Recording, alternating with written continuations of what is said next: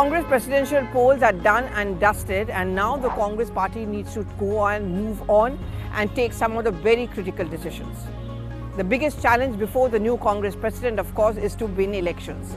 There are going to be two state elections which are going to be coming up, that is of Gujarat as well as Himachal Pradesh. And the challenges for the Congress party is to win at least in one of the two states. Otherwise, the new president goes off on a bad footing.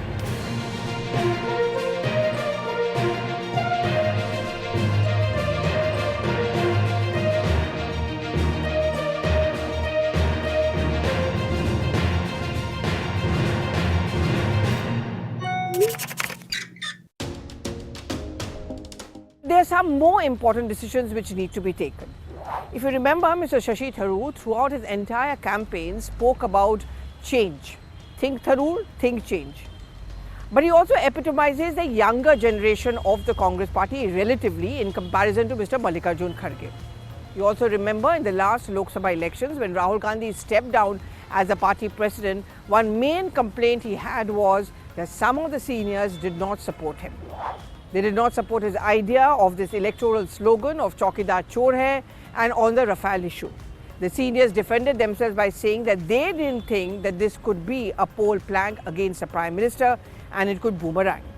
And they felt it was justified, the stand that they took or did not take, which Rahul Gandhi wanted him to take because the results bore out the facts. But once again, this old versus new, the young versus old debate in the Congress party resurfaced. When Rahul Gandhi first entered active politics, when he contested from Amethi in 2004, he took charge as in charge of the youth organizations like the Youth Congress and the NSUI. He also came up with this idea of how elections should be held through this post so that nepotism can be done away with, deserving, talented youth get a chance. His idea then was that slowly, the older should shift away and the new people should take charge. It didn't happen according to plan. The reason essentially was that Sonia's people, the seniors within the Congress party, played spoil sport. Obviously, which politician wants to give up their control or their say in the working of the party? And therefore, unexpectedly or expectedly, as you want to look at it, nothing changed.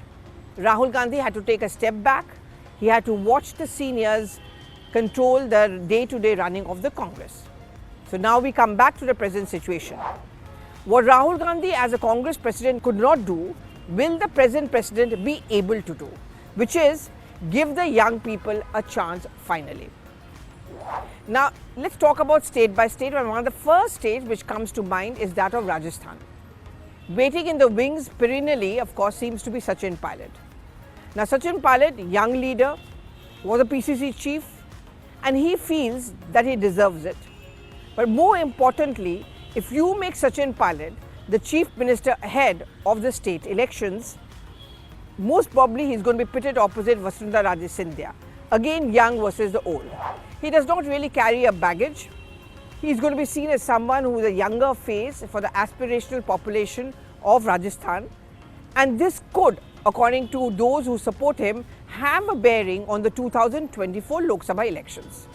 In the next Lok Sabha elections, according to Election Commission, there are going to be lakhs of first-time voters, young voters who want something from the government, who don't want to get caught in the rhetoric of tutu meme, who want jobs, who wants infrastructure facilities, who wants support for startups or new ideas or billion ideas which they have. And there is a sense within the Congress party, especially those who are supporting the younger ones to take over, that for example, if someone like a Sachin Pilot take control of an important state like Rajasthan and Congress happens to win Rajasthan, or even if it doesn't win, you at least send out a message to the young population of India that Congress stands for change, Congress stands for youth. Remember, Rahul Gandhi tried to do that in 2009, 2004 elections as well. It didn't work, and interestingly, the BJP did very well because a large number of young voters have consistently backed the BJP government. That is because the Prime Minister appeals not just to the seniors but also to the juniors, and here is where other political parties like say the Aam Aadmi Party wants to jump in to cater to the youth, because that is tomorrow's India, the young, aspirational, ambitious India. But then I come back to this question which I'm asking this week, is how long will the young and the youth in the Congress party have to wait. It's not just Sachin Pilot.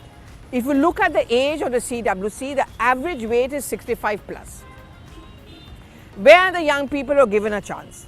Of course, if you talk to our Congress leaders, they will say that many of them are young. Dipender Hooda, for example, is young. But how many of them are there? And as important general secretaries in charge who take critical decisions, how many of them are actually young? Every time a young leader is kept in charge of a state, and in that state election, the Congress party doesn't do well, their knives are all out saying the youth has to learn now, they don't have that experience, and therefore they have to wait. It's a vicious cycle. That gives rise to the entire argument that a Congress cannot completely afford a generational change, or you should not be able to take charge. You have a Mallikarjun Kharge, for example, who's 70 plus, who by no means addresses the youth aspirational population of the country. Can he reach out to the younger India? Can he actually put forward the Congress party as a party who will be able to project and represent the young Indian population? But before we talk about the Indian context, I'm actually talking within the Congress party. I just told you about some figures of the CWC members whose age group is definitely not young. If you walk inside the AICC headquarters and go to the multiple offices, and I know the rider is that there are going to be organization elections and new appointments soon, but look at the leaders who we see, whose offices we see over there. Oomen Chandy, Digvijay Singh, Mukul Vasnik, Madhusudan Mistry, none of them come under the category of the young voters or the young leaders. Younger leaders, for example, a Manikam Tagore, a Srinivas, or even a DK Shivkumar, some would say, where are they? Will a DK Shivkumar be chosen over, say, a Siddaramaiah to become the party leader or the Congress CM from there in case the Congress party comes to work in Karnataka?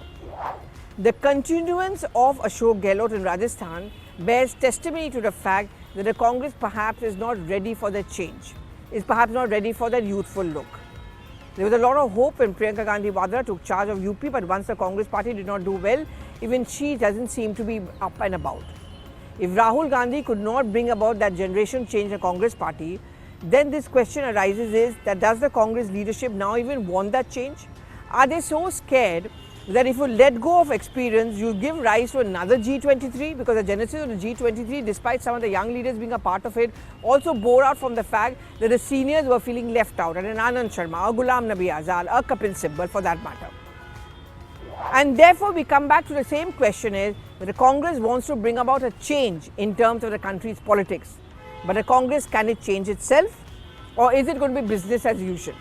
Will there be a continuity? Or will the young people finally be given a chance? The focus for 2024 is on youth and women. How many women leaders, for example, do we find in the CWC? Is the Congress party ready for change? Do give in all your reactions on the social media timeline.